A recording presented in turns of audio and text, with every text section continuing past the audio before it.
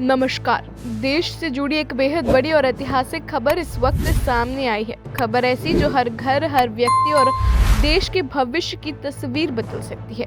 करीब 16 साल के लंबे इंतजार के बाद भारत की अगली जनगणना को लेकर बड़ा अपडेट आ चुका है।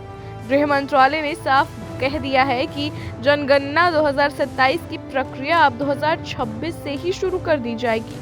यानी देश की धड़कन को गिनने की तैयारी अब आधिकारिक तौर पर शुरू हो चुकी है। इस महाअभियान का पहला चरण होगा हाउस लिस्टिंग और हाउसिंग सेंसस, जो 1 अप्रैल से लेकर 30 सितंबर 2026 तक चलेगा।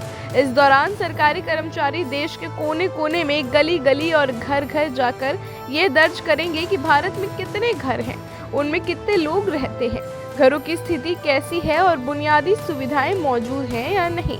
लेकिन इस बार जनगणना सिर्फ कागज और कलम तक सीमित नहीं है। सरकार पहली बार 15 दिनों का सेल्फ एन्यूमरेशन विकल्प भी देने जा रही है, यानी लोग खुद भी डिजिटल माध्यम से अपनी जानकारी दर्ज कर सकेंगे।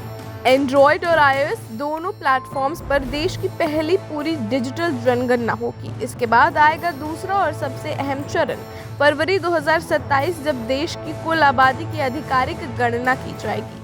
यही वो आंकड़े होंगे जिन पर आने वाले वर्षों की नीतियां, योजनाएं और संसाधनों का बंटवारा तय होगा।